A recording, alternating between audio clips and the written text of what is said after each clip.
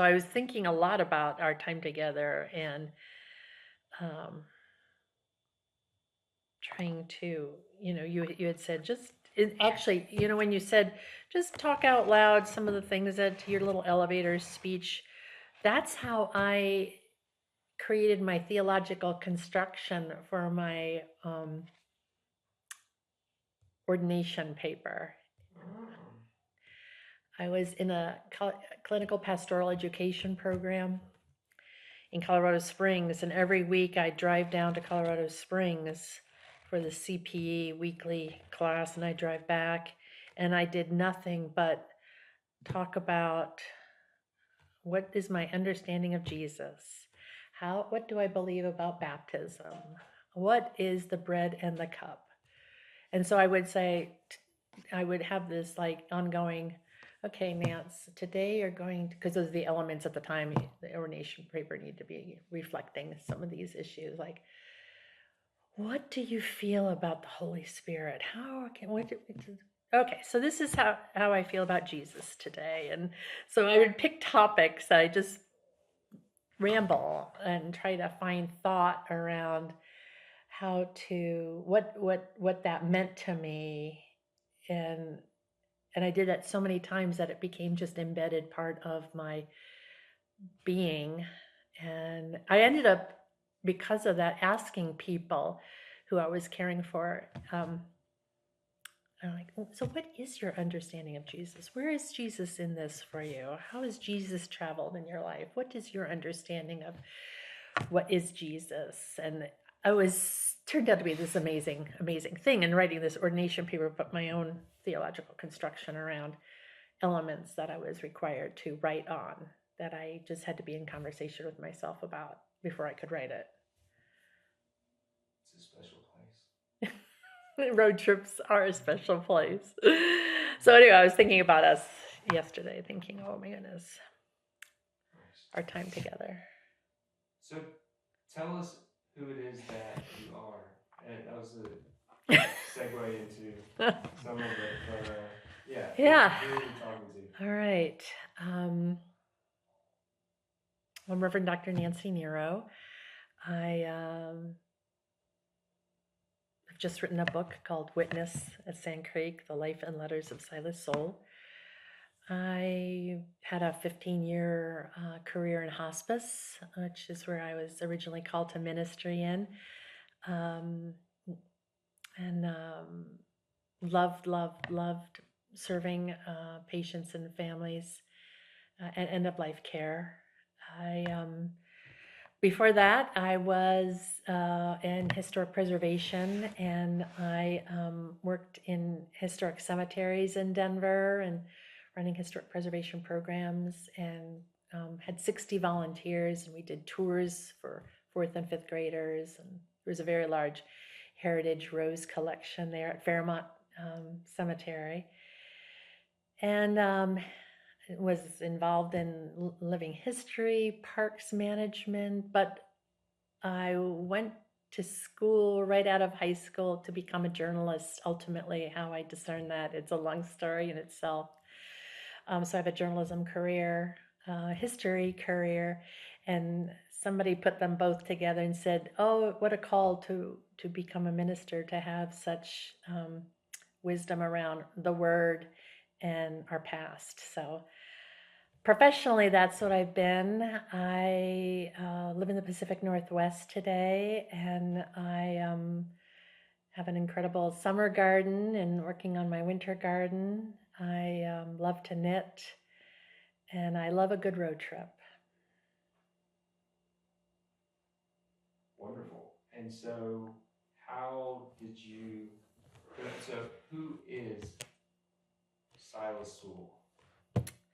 Silas Soule is somebody I've been journeying with for the last 30 years. I use his and our relationship so frequently in conversation that a dear friend of mine said, well, you speak about him as if you've met him, like he's in your life. And I said, I have met him and he is in my life, but I've met him through many different ways. And many different aspects of photography and primary source material. And but I first saw him. I first saw an image of him when I was working at the Colorado Historical Society, and it's the first connection I've had with him. And I was so moved by the explanation of who he was and why his portrait was hanging in the museum. He was a witness at Sand Creek Massacre. This is how it was told to me. He was a witness at Sand Creek Massacre, disobeyed orders, watched the massacre unfold, where 250 Cheyenne and Arapaho elders, women, and children were horrifically murdered. And then he wrote a letter about what he saw, and, um, and then he was assassinated on the streets of Denver after giving congressional inquiry in February 1865. And that's really all I knew about him at the time. I was a new employee. I was on the new employee tour, and there was his portrait, and somebody explained who he was, and I was immediately captured. I just every time I would lead a tour, I was there as the elementary educator at the History Museum, and every time I would lead a tour, we would always stop at his portrait, and I would tell people who he was. People, young people, children, who he was. So that's my first real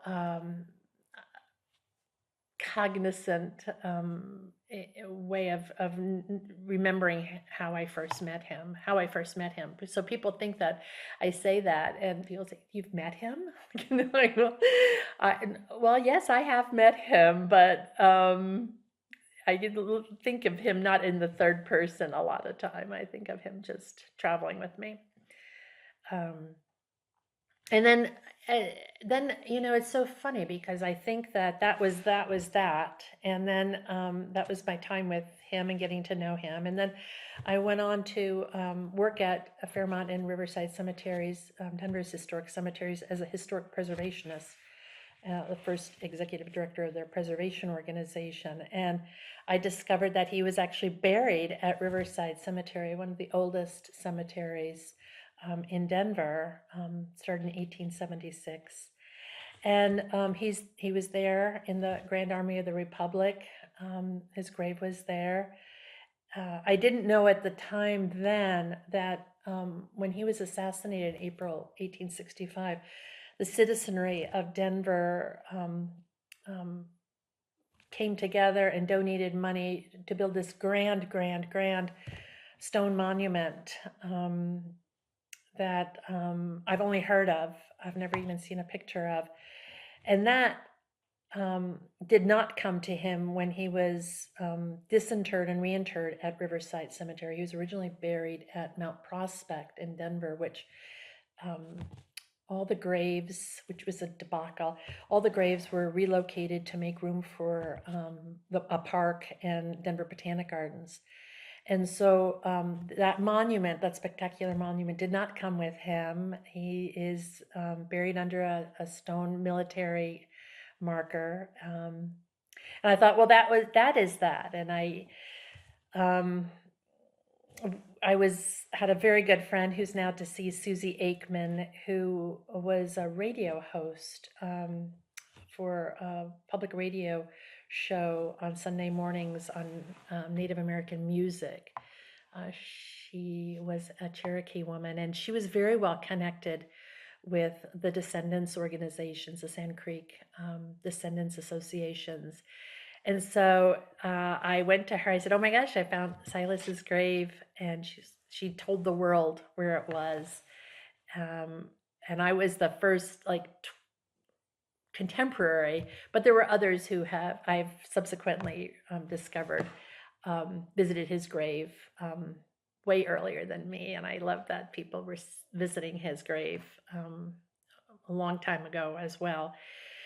And so she put the word out to her connections in the descendants associations, and we all were there at one of the very first healing runs, spiritual healing runs. And this is like, I think, 2003. And nobody had known where he was in the contemporary time. And so I thought that was that. And then I went to seminary, got called to be, I didn't know at the time, a hospice chaplain, and went to Iliff School of Theology, and um, ended up doing 4 independent studies on him. And so I wrote his biography, I did a theological construction, I wrote a social justice play, I performed the play at school in my last quarter, and I thought, well, that's that. And over the years, he has just been very close to the journey. And I, in the course of discerning a tremendous amount of kind of whether I should go back to school again, I ended up going to Phillips Theological Seminary, and I brought him with me. And my thesis really is about, can white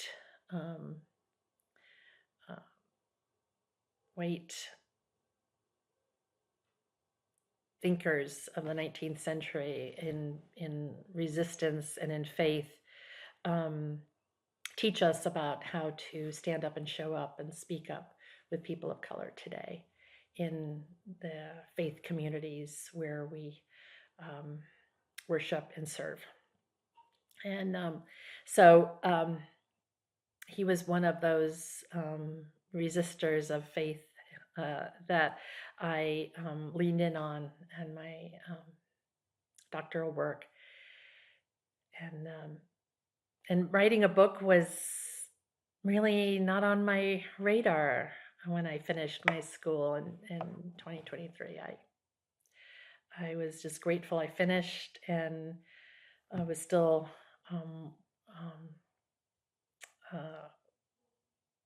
kind of just still working full time as a hospice chaplain. And so I definitely feel this is a call that I've traveled in with him along the way. A new call to ministry that I didn't even see or seek out, just it found me. Can you share a few instances from his life that resonated with you in particular? Moments that really speak to this idea of witness, or help to paint in your mind why someone like Silas matters for us today? There's many journeys on this book and the last 30 years that draw me to him and make me wonder why he touches my heart so much, around justice issues, around systems work, around family, around speaking truth to power.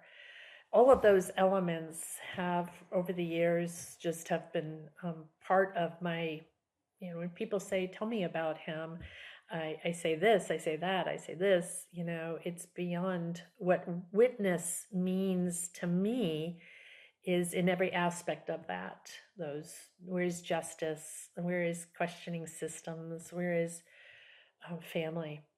So when I think of him as a witness, and why it matters to me and why I hope it matters to others, is that here's this young man. Let me just also say that I think he is, and I've spent a lot of time thinking about this and pondering this as I've written the book, but I think the reason he becomes who he becomes is because his parents live in New England. They're educated, and they are in a circle of people who want change. And that ultimately becomes change for this young family in 1850, becomes the engagement with and called to, I think, go to Kansas to keep Kansas free from enslavement. So I think these three factors, New England, they're educated, they're in a community of other thinkers, ultimately are part of um, what he is seeing as he's growing up as a child.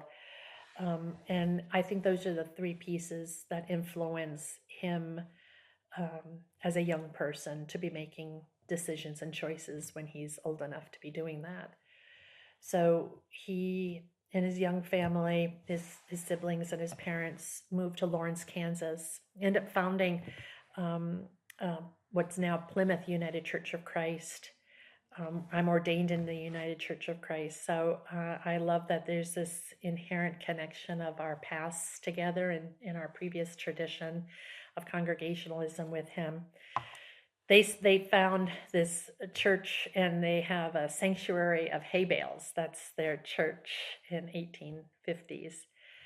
But he is traveling. His home is on the Underground Railroad. His pastor's home is on the Underground Railroad. He meets up with John Brown and he travels with John Brown, and he's um, one of the youngest people, if not the youngest people, of the Immortal 10 in Kansas history that um, break out Dr. John Doy in 1859 from a jail in St. Louis where he had been arrested, ushering formerly enslaved people. And they were recaptured and he was arrested. And so Silas is in the mix of this group of men who go to St. Louis to break John Doy out of prison and take him back across state lines. He's in his 20s at this point. He's young. He's running with this crowd of abolitionists that are much older than him, but he's very much in the mix of all of this. And so he does other extraordinary things that by the time he gets to Colorado, he and looking for gold with his brother, and then enlists in the American Civil War. He has this history of in his own life of being a witness and stepping up and showing up and being present in witness, whether it's helping formerly enslaved people or trying to break out raiders that were arrested after the Harper's Ferry raid, that had been journeying with John Brown, and they were captured. And he goes back east to Harrisburg, Pennsylvania. That's where the first letter in the collection begins. He goes back to Harrisburg, Pennsylvania, to break out these two men who were in the same jail that John Brown had been in. And there's snow on the ground, and they can't break him out because they'd be found. And it's just one thing after another, and they abandon the breakout, and those two men are hung and killed. In that course of that journey, he meets Walt Whitman, and so we see that as he comes back, getting ready again to go to Colorado, he has this places of just action, witness as action. He's showing up, he's present, he's in.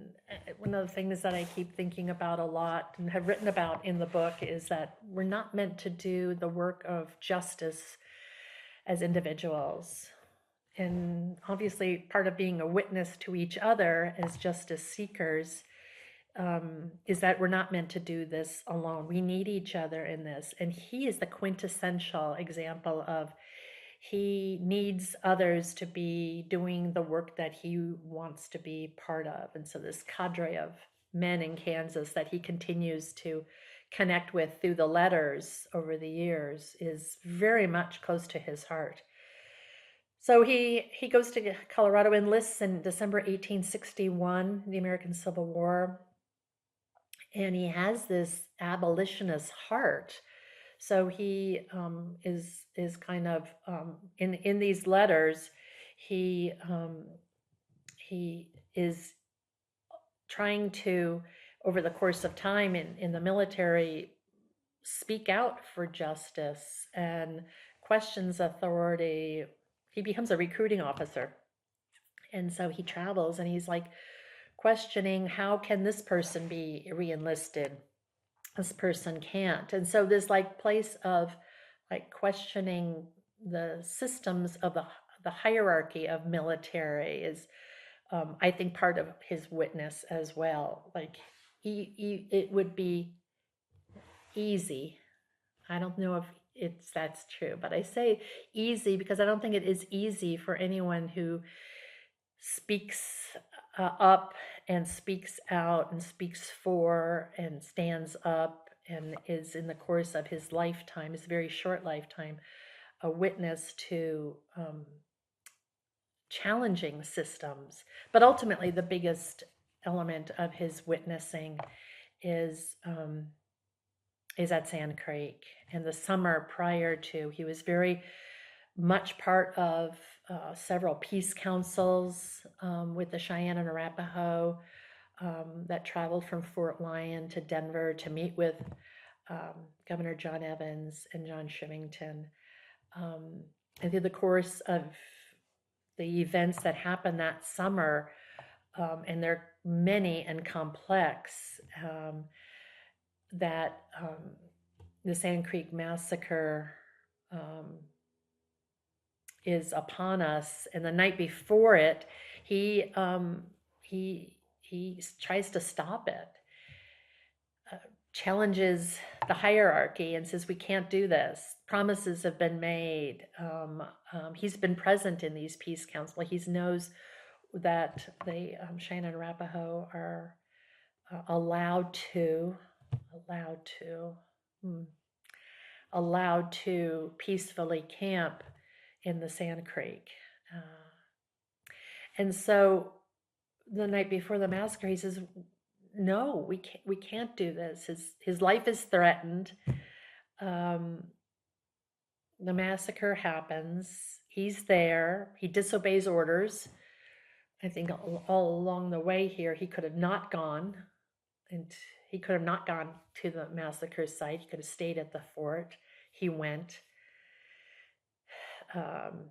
He was under there were times that people were telling him that, that this was not the fight, that it wasn't about Cheyenne and Arapaho people, that he was obviously struggling, as we see in the letter that he writes about this whole element of saying yes, saying no. He disobeys orders, and is on his horse and actually travels through the massacre, not just miles away. He's actually engaged. I think that's what witness is, showing up, being present. And if he had not done what he had done that day in traveling through, as opposed to being a bystander, just watching it all happen, that's a witness too. But he's engaged, he's traveling through, he's watching what's happening, and he's a witness to horrific violence that he writes about in the letter to Ned in December 1864. And so that is witness too, is not just showing up, but then he wrote a letter about what he saw. And Joe Kramer wrote a letter as well. Those are the only two men who, out of 600 or so, who disobeyed orders that day. 2 out of 600 Colorado soldiers who said, no, I'm not doing this. But he watched those soldiers horrifically mutilate and then, horrifically murder people and then mutilate their bodies. And he writes specifically about both of those elements of violence that, with extraordinary details. That's witness. He then is the first witness at the congressional inquiry that he speaks of in testimony for almost 6 days. So this life of witness is like so his life ends so suddenly, and I think so often what life could have been for him.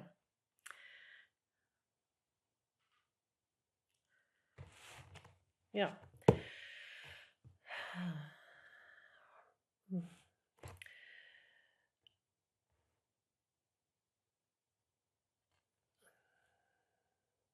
This book was not on my plate until it was. I finished my studies at Phillips Theological Seminary in 2023, and I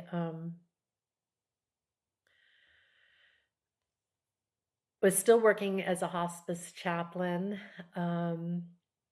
Felt like I had this amazing accomplishment, but life was not about scholarship for me. Beyond being a scholar at a seminary and getting my Doctor of Ministry degree, it was not going to be part of a change of career, although ultimately it does become that. I didn't know it then. But I really had no sense of writing this book until I went to a Society of Ethnicity, Race, and Religion at ILEF School of Theology in February 2024. And I thought, well, maybe these are my people. I should go. I had never heard of the society before, and it was in Denver. And I thought, oh my goodness, what an opportunity! And as it turned out, it was a group of people who could become my people. And I met Chris Driscoll, my publisher, at Exact Rush there, and he did this pitch on his publishing company, and I really had no deepest desire of putting any of this 30-year life with Silas Soule into a book until I met Chris and heard about this publishing house, and that, well, maybe I have an idea or two. And so I wrote Chris an email, and I said, I have two ideas, but I didn't even know the second one was even an idea until I was writing this in an email to him. I said, I just finished this dissertation on dismantling white silence in church, using the storytelling of white ancestors of faith and resistance. I'd love to be in conversation with you about that. And then my second idea is that I have this collection of 25 letters about this extraordinary young man who was a witness at Sand Creek, disobeyed orders, and watched the massacre unfold before him, and then wrote a letter about it. And then that forced a congressional inquiry. And then he was assassinated a few months later after giving that testimony. And I think that's all I wrote to Chris. I was like, these two ideas, and I hit send, and I went back to work as a hospice chaplain. And then I heard from him, and he said, we're not too keen on the dissertation, but we have all fallen in love with Silas Soule. And I thought that was how it had to be. And so I have known about these letters. I've been collecting them through public libraries, the Historical Society, through family. The descendant that I know is Byron Strom, who's been so generous, and without him, we would have never been able to publish a book if it had not been because of his generous spirit and also wanting the world to know more about Silas Soule. So that being said, when Chris said we love this idea, I thought at the time about just this place of the letters. I have a collection of 25 letters from 1860 to 1865, and that I would write an essay with every letter, accompanying every letter, and I wanted to really interview. Goes back to that journalism degree that I have. I really wanted to interview interpreters of our time in the 21st century who are who bring such their own sense of today, this storytelling about him, and helped me really by interviewing many people. Actually, I should count that. I don't even know how many people I ended up interviewing, ranging from Eric Carpio at Fort Garland Museum and Cultural Center, who's also a community museum officer at History Colorado, who was so excited, so engaged. Silas had written letters when he was at Fort Garland. Um, and his enthusiasm for this book was really the reason I asked him to write the foreword for it, as as a sense of understanding our own place in history, but our own place today with who he is, Silas, how we can take this storytelling and make it part of our own lives around how do we engage with the past, but how do we bring this story um, into our own lives? How do we see ourselves as Silas? How do we understand the challenges and the joys that he had that we see in these letters? And to Gary Roberts, this who wrote the afterwards. Gary is the expert of Sand Creek Massacre. He's written the book Massacre at Sand Creek for the United Methodist Church, as they wanted to understand the complicitness of John Evans and John Shivington in this horrific event at Sand Creek in 1864. So there were so many people, Gary and Eric, who were just, as my interviews with them were so helpful, but beyond helpful, just really helped me find my way as the collector of these letters and now this author of this magnificent book around how do we make meaning of this um, this person, but this time he lived in, and the connections of this horrific event, which is, you know, a tragedy in Colorado's history, and that, you know, so few people know this story, know about him, but really when we think about and kind of speak about the Sand Creek Massacre, it's for generations has never been taught in Colorado classrooms, um, that we don't share this story and teach this story to until just recently. And I say recently, I'll just say, I'll be generous and say the last 20 years, books have come out about the Sand Creek Massacre.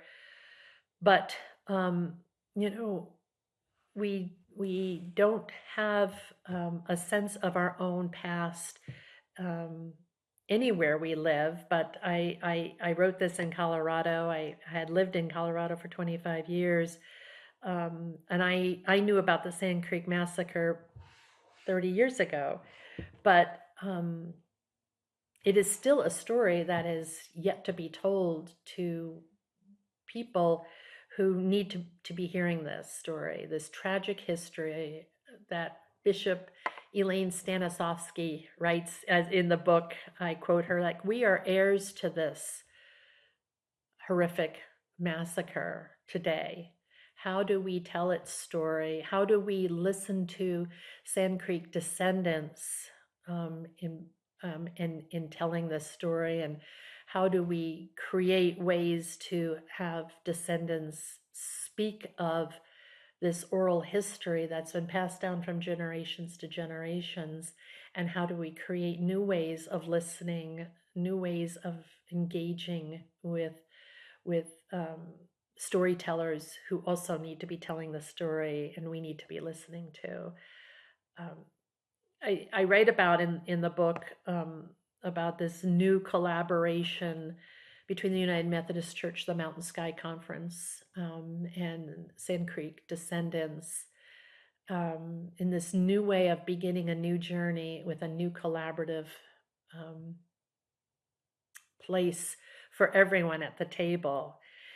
And I think that is one way that we will find new ways of telling this story over and over again to new people who have yet to hear this. But also, I think it's inherently part of the work of those interpreters that I have interviewed to be able to share this story and create new opportunities for new ways of engaging with the Sand Creek Massacre and the descendants together in understanding the storytelling that can go bigger and deeper and must.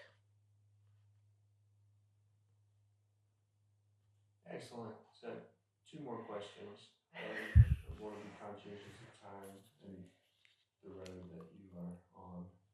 Thank you. So, you kind of spoke to this, but you can package it as tightly as you can.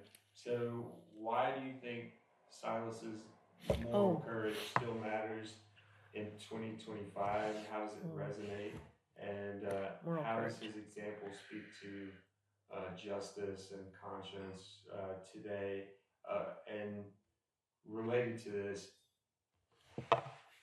who is this book for? Is there a way that unlikely readers, for instance, might find purchase in the story that you're telling too? Oh my goodness. That's the first question. And so who are the readers?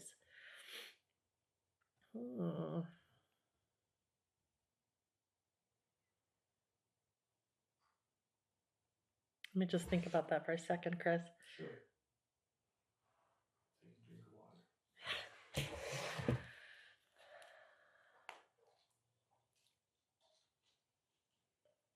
Is it John Kerouac who wrote his book? What is his book? Jack Kerouac? Yeah. Isn't that a book about pilgrimage? Oh, I don't know. The road. I don't have my phone in front of me. Okay, I'm not going to reference that. I'll do that next time. Okay, I'm going to flip that. I'm going to flip that and like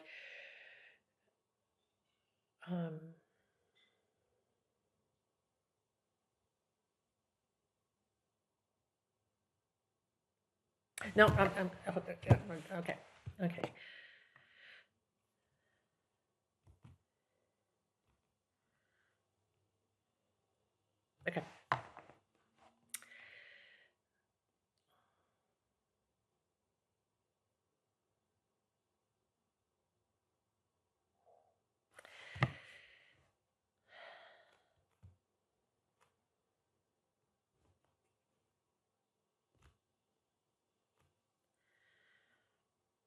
This book is about courage. And I need more courage in my life these days. Maybe you do too. This book speaks of a young man who, because of how he grew up, who his parents were, who his people were, his community of abolitionists, friends, carried him through some very difficult and challenging calls to justice, showing up, breaking people out of jail, traveling long distances to be part of action, um, breaking laws, breaking people out of jail. This foundational piece of who he was, that makes him the person that he becomes in Colorado. And this place of, though I don't know if he would see it this way, but this place of racial injustice that he's a witness to, and how he challenges the systems that are perpetuating this racial injustice in the Colorado Territory, whether it be the military, whether it be John Evans, the governor. He is challenging systems that makes me think about, how do I challenge systems in my own life? How do I struggle with some of the issues of racial injustice today around Indigenous people? Still, that does exist. And that, in fact, this book is a guide, a compass, maybe, for anyone who is wondering about how to speak to justice or injustice today, whether that be in the places of our own racial injustice history, which from a denominational standpoint is a challenge for every denomination in this country to be accountable to. How do churches, conferences, synods, denominations confront their own participation in genocide past of Indigenous people? Maybe you struggle with that too. But the fact of the matter is that this is a book that's kind of a compass on how to do that. So whether that is about letter writing, so the movement of writing letters to challenge systems of how our representatives are today voting on our behalf as the citizenry in this country. Letter writing was very near and dear to the core of his connection with family and friends. So letter writing is one of those places I'm inspired myself to kind of like name in my own life around how that could be part of my own example of questioning and expressing and challenging the systems of life today in this country, that being questioning and and dissenting is as very much a big part of our government today as our government had been in the 1860s when Silas was writing letters. So this place of letter writing is one of those kind of a sacred journey unto itself, I think. But I think also that in the days that we live in today, that we need to find a moral compass in our own lives. And we all have one. Silas had one too. He knew right from wrong and spoke out against what he knew was inherently wrong. And I think if he can do that in the way that he did that, then I hope I can find my way in doing that as well. And I think readers who read this book will discover for themselves how he speaks to each of us today, even in 2025, around having a moral compass, moral courage. Eric Carpio calls it moral integrity. And how we can find our way to be part of community, because we're not meant to do any of this alone. Remember, he knew that too. To find places of each other in all of this, which I think is the way we'll be able to look back to this time and say we were all finding each other along the way, to be caring for each other, to be witnessing with each other, to show up in the streets together. Um, and I think readers of across the board, whoever readers may be reading this, I think it could be families together. It could be people who are trying to understand about Colorado's tragic history and tragic past in a way that is necessary for us to understand from so many perspectives of justice and injustice. But how do we look at this storytelling and find our way as a compass for our own lives? I just heard that somebody, a history professor, who's teaching a history class at a university this fall, has 300 students, and they're going to be reading this book. And I think so for across the generations, the accountability of our historical past is part of this, understanding why that matters for us and our own accountability today, and ultimately, really, how readers can find a way to do some healing and find some hope in this story. That in the days that we live right now, healing and hope are so important to kind of manifest in our lives around a way forward. Um, I also think too that this chapter on pilgrimages was not originally part of my book proposal with Exact Rush. And when I proposed it, I think that they were just maybe not 100% sure what that might have meant. But I think this racial pilgrimage piece is, I love a good road trip, and I invite people to take this book with them on their road trips this summer, next summer, your family trip. Engage with racial justice history, go to Sand Creek, visit the massacre site, um, create a pilgrimage for yourself around your own community. Wherever you live, there's a racial justice history story that has not been told the way that we today need to be hearing it. So go to these places, visit the massacre site, visit the Battle of Glorieta in New Mexico, where Silas fought in. Visit Fort Union, where he wrote letters, and do this not just on this racial pilgrimage tour that I've created and I went to last year, but in your own hometown, in your state, in your area. Find out what the story is that has not been told. And I will end this with that in many states throughout the American West, still today, and administered by the National Park Service, are the remnants of Japanese internment camps here.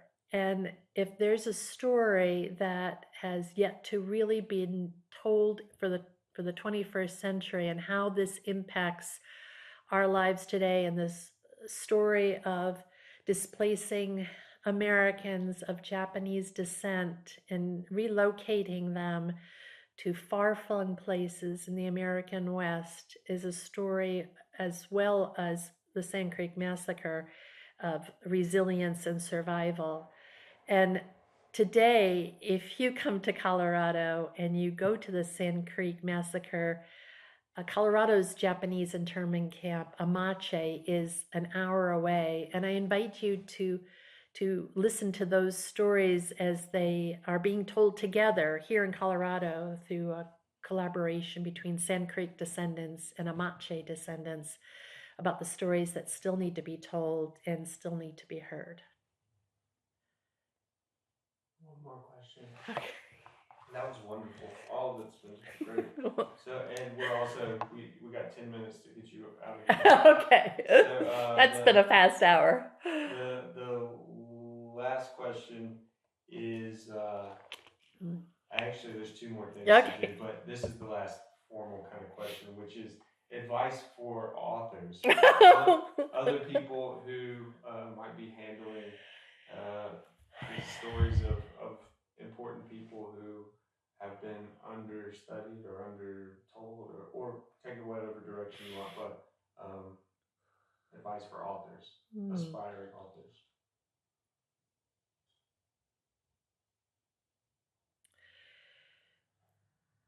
Let me ask you a question first. Do you consider me a historian? I mean, I call myself a cultural historian, but what do you that think? makes sense to me. Okay. I I think of you as a curator of of Silas's story.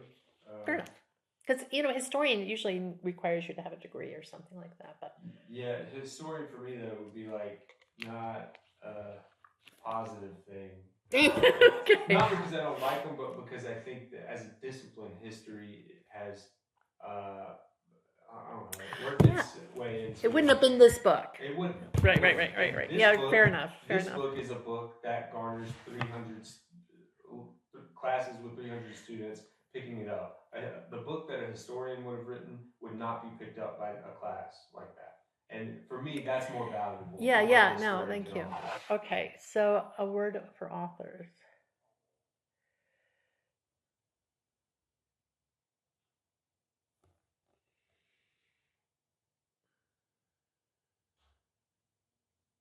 Okay.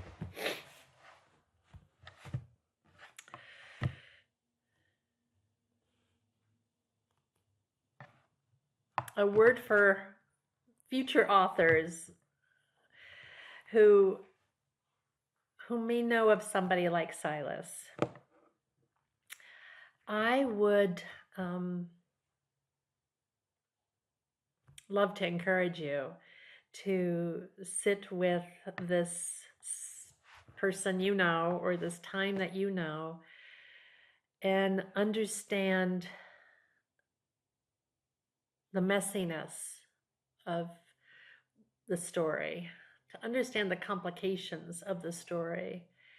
And this story could not have been told without a commitment to understanding this story through the lens of people of color, the lens of people who are different than me and different from you.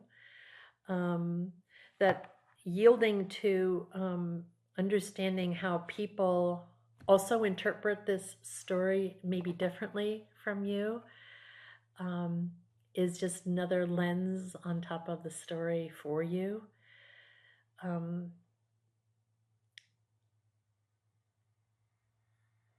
Racial justice history is a complicated and messy place to be traveling in.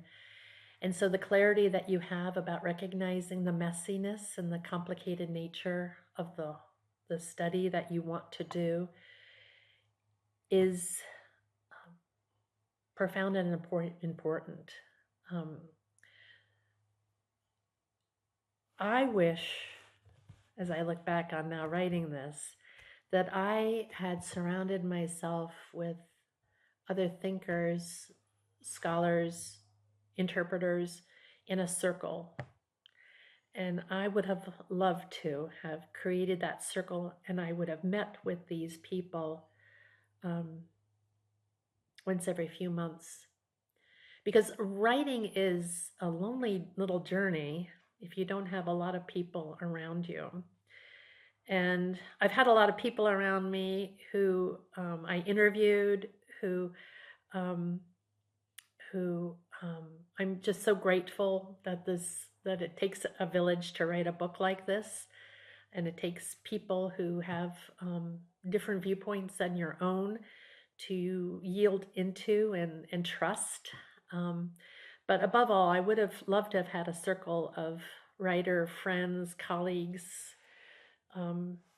Probably many of the people who I interviewed, I would have loved to have traveled with since that interview.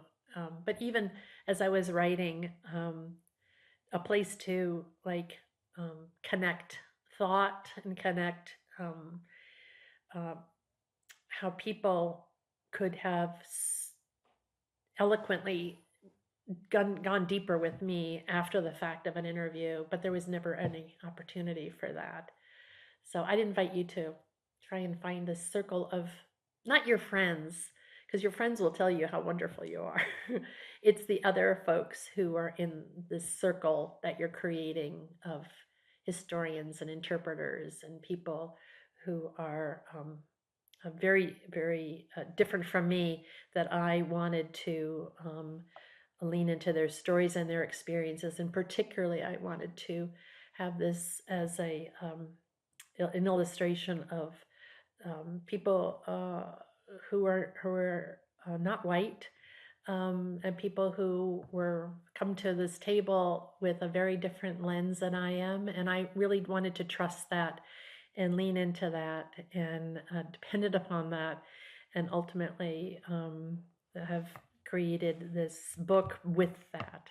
And I'm blessed by that bigger circle of colleagues and interpreters who trusted me as I trusted them. Oh, Hold up the book and hold it, yeah, just like that. And they say who you are, what you've written, and where you can find the book. which is at Amazon. Point two. Right. Mm-hmm. Just real punchy, like 15 or 20 seconds. Literally only what I just said. So, who are you? What is it? And hold it down though so you can see your collar too. So, go.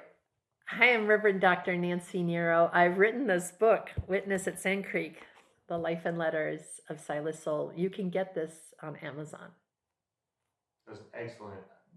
Do it again. Add a little flair, whatever you want it to be. Just, yeah. Okay. Hi, I'm Reverend Dr. Nancy Niero. I've written this book, Witness at Sand Creek, The Life and Letters of Silas Soule. You can buy it at Amazon. Excellent. One more time. Just humor me, and then we're done. Okay. Let me fluff my hair. That's what I need to do, right? The hair needs to be fluffed. Perfect. Okay. Yep. Okay. Is it too much smile? Too much teeth? No, you're okay. great. Okay. Hi, I'm Reverend Dr. Nancy Niero. I've written this book, Witness at Sand Creek, The Life and Letters of Silas Soule. You can buy it on Amazon. Cut.